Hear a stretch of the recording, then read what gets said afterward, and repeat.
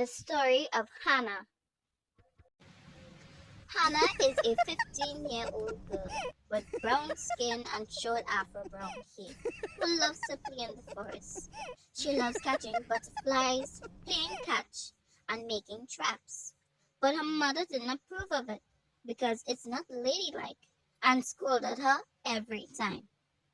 But Hannah didn't make a fuss because even though it wasn't intentional, reality would vanish as she loses herself in her imaginations. Hannah's father, on the other hand, didn't mind her behavior because Hannah is a very kind and quiet and thoughtful child. Hannah's parents is very poor.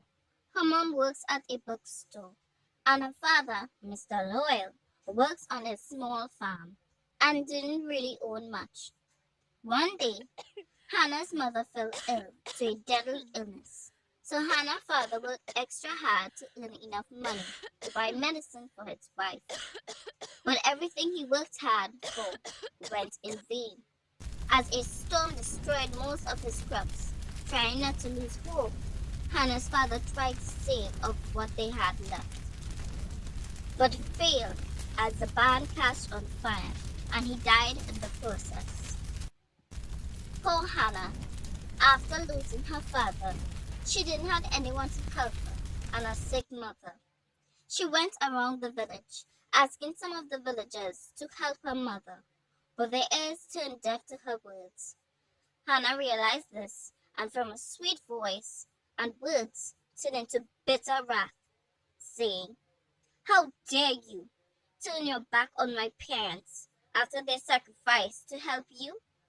When you were down on your knees, they lift you up and dust the dirt from your feet.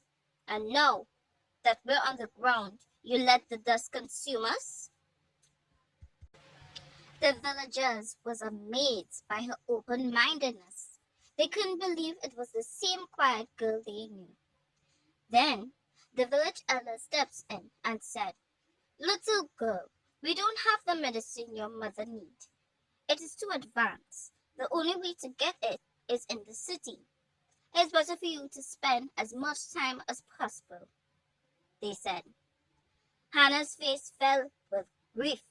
She ran back home. As she stepped in her mother's room, she saw her mother laying weak on the bed. She wanted to cry, but she remained strong as possible. Her mother stretched out her skinny hands to her, saying, "My sweet little honey bunny, don't worry. Mama's going to be jumping out of bed real soon. I'll be back to scolding you," she said in a weak but yet playful voice. Hannah laughed and said, "Yes, mother, I can't wait," as tears rolled down her face. Hannah knew that if the villagers given up on her mother, that doesn't mean she had to. The next day, Hannah had school, but she had bigger things to worry about. She went to set traps for wild animals in the forest. Instead of sitting and wasting time waiting, Hannah went straight to the river to catch fish. Hannah put a bucket next to her so it can be filled with lots of fish. While Hannah was waiting, she used her imagination to keep her occupied.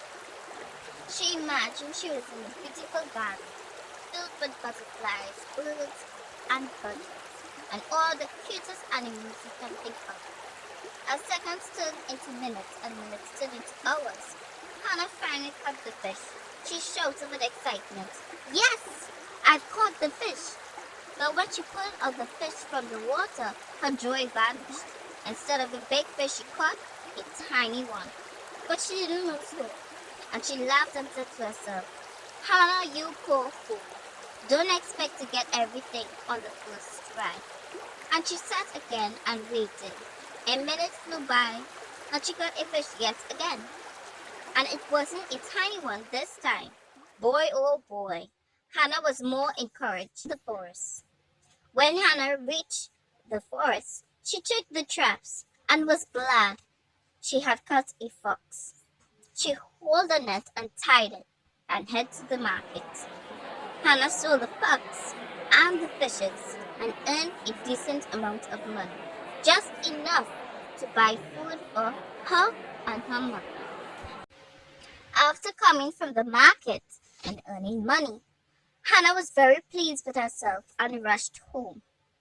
When Hannah arrived, she hugged her mother very gently and said, "Oh, Mom, we won't have to go hungry today," in a joyful voice. As she puts the veggies to cook, her mother replied very slowly, saying, "Oh, and why is that?" she asked. "Because," replied Hannah, my teacher is giving me money to buy food for us," in a shaky voice. "Is that so?" said Hannah's mother. "What did you learn today?" she asked. Hannah replied, "Hmm? Oh, oh yes. We learned maths and spelling today." Hannah's mother stayed silent for a little while and said, "May I see your maths?" Hannah froze, trying to think quickly on what to say. "Oh, well, you see, our teacher had to keep it to mark it, and we'll get the results tomorrow," Hannah said. "Is that so? Well, it seems like I don't have to wait, since your books are right here," she said in a weak but angry tone. Hannah was speechless, but she knew her story failed as she opened her mouth. Hannah knew she had to come clean, and she told her mother how she earned the money. After explaining, Hannah's mother understood and said, "My honey bunny, you don't have to do that. The others came to see me, and they told me they would send food and money for us." And Hannah said in her mind, "It seems that they have chosen to help us."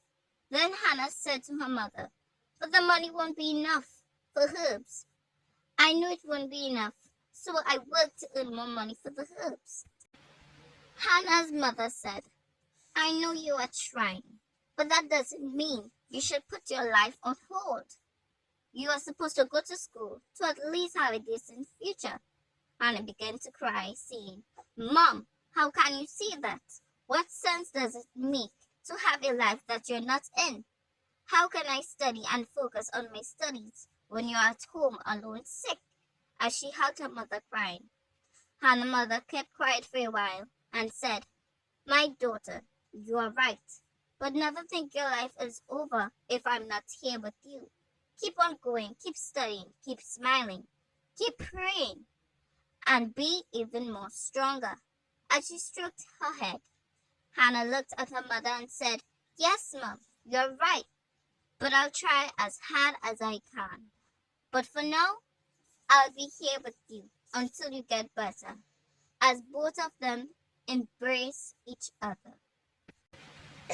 Days turned into weeks and weeks turned into months. Her mother's illness had gotten worse. Hannah crushed her herbs and gave it to her mother every day and every night. But all of it was in vain, for the herbs had no effect. It was so bad to the point that her mother was so weak she couldn't even speak. Hannah grieved and went out again to the village elders and asked them, saying, "Please, my mother is getting worse by the very hour. Can't you send someone to get the medicine in the city?" As tears rolled down her face, the elder said, "No, my child, we told you already. It's too expensive. We don't have that kind of money."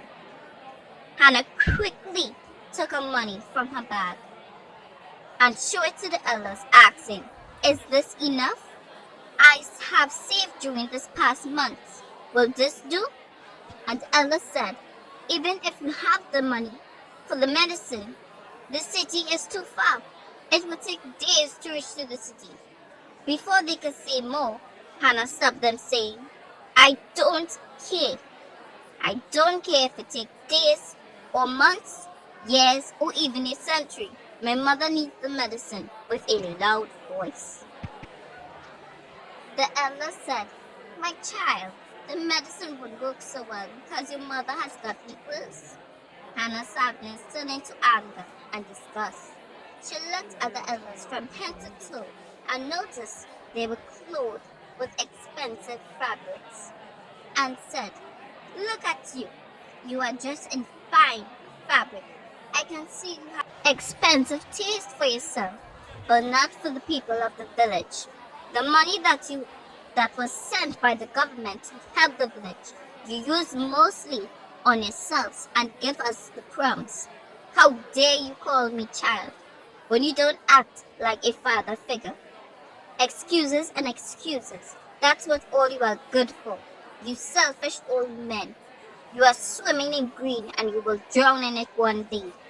The elders were speechless for a while and said, "I try to hold my tongue, you little spoiled brat. Your mother is going to die, either way with the medicine or without it. Wake up, girl." Hannah reached her limit and said, "How dare you? You're talking about my mother. For me to accept her death. But look at you. You're old and feeble and weak, but you're spending money on things you don't need. Why don't you accept your own and use that money to prepare for your funeral?" And she stormed off. Hannah went home and entered the house slowly and hopelessly. She went and grind herbs for her mother as tears dropped on her hands. She got up and put a big smile on her face so her mother wouldn't see her sadness, and said, "Mom, you won't believe what I saw today. I saw a rabbit in the forest. It was so adorable, but it ran away from me and chuckled." Hannah gave herbs to her mother and kept on talking and telling her stories. Her mother smiled at her listening until she fell asleep. The next day, Hannah got up bright and early and made her mom breakfast and gave her herbs. Hannah headed out to the forest to set traps and went to the river to catch fishes. And a long day, Hannah went to the market and earned money and went home. Hannah was tired and hungry, but dragged her feet to the kitchen and began to cook. Hannah greeted her mother, saying, "Mom, I'm back home," as she grind the herbs.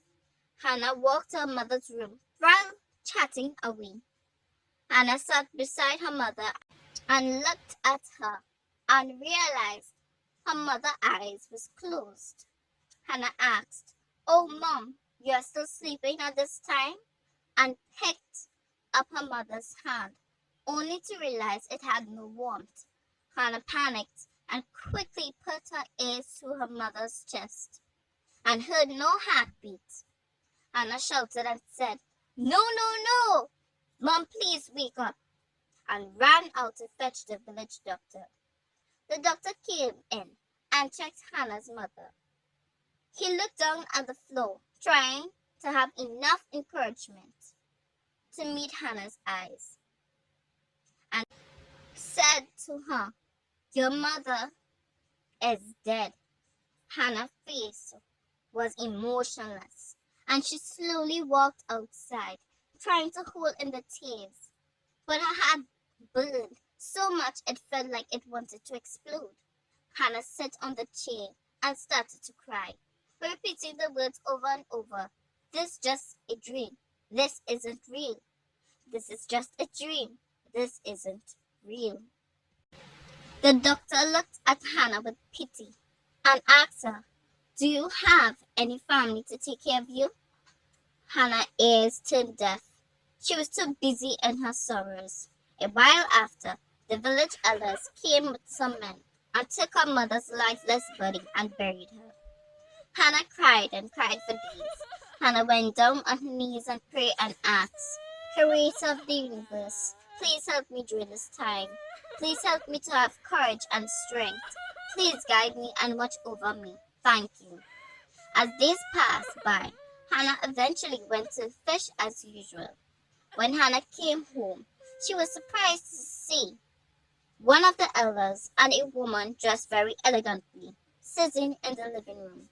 She was angry but held her tongue and asked, "Why are you in my father's house? You are not invited, so you should excuse yourselves," she said in a stern voice. The village elder said, "You little girl, keep quiet. We came here to talk to you and help you. Help me? Hannah asked. When I needed you the most, you didn't help me. When my parents needed help, you did nothing. And now what? No, thank you. I don't need your help. Take yourself and this woman with you. You know how to find your way in? You can find your way out. The elders turned to the woman and said, You see, this girl is no good. She's trouble. The woman turned to him and said, Trouble? It seems like the only troubled one here is you, she said, calm, but seriously. All I see is a strong young lady who is trying to keep herself together. The elder kept his mouth shut and said no more. The woman turned to Hannah and asked, What is your name, young lady? Hannah calmed herself and said, What is your name? You came into my house uninvited. At least you can do is introduce yourself. The woman laughed and said, Oh, where is my manners? She stand and said, My name is Rose, lawyer. Hannah was surprised. You said lawyer? That's my father's surname. She asked. Yes, I'm your aunt, the woman said. Hannah couldn't believe it. Hannah grabs her chair and sat trying to process this information. But how? Hannah asked, from disbelief turning to anger. How could you? Where were you? Where have you been all this time? Why only now? You decided to show up. Why? She asked. Hannah's aunt's face turned sad and told the elder to give them privacy, and he left. Her aunt turned to her and said, Your father, who's my older brother, wanted a simple life. He wanted to become a farmer, but our father didn't allow it. Our father wanted him to take over his business, but he didn't want to, so my father disowned him and let me take over instead. I tried to talk to my father, but he would have disowned me too, and I was afraid of that. And since then, I never seen him again. When our father died, I took over his business, and I started looking for him. But when I finally found him, it was too late. I'm really sorry for what has happened, and I understand if you don't want me to take you in. Hannah answered. Hannah turned to her aunt and said, I understand how you feel, to be young and not really knowing what to do, and having to choose. I accept your apology, but I can't hold my own. As she walked out the house, the aunt quickly followed her and said, Is this what you really want? To be alone? Would your parents want that? I will be leaving at the train station at 1:52 p.m. If you change your mind, I'll be waiting. And she left. Time passed by, and Hannah's aunt stood and looked behind her, hoping Hannah would be right behind her. But then there was no one to be seen. Her aunt felt sad and went to the train. Then she heard a voice calling out to her saying, Aunt Rose! Aunt Rose! Wait for me! Hannah shouted. Her aunt's eyes filled with tears and helped Hannah into the train and hugged her. Hannah said, I'm sorry. I shouldn't have been rude to you. You did nothing wrong. Hannah's aunt said, No, I understand how you feel, to be all alone. No need to worry anymore. I'm here for you. And they hugged as the train drove off to the city.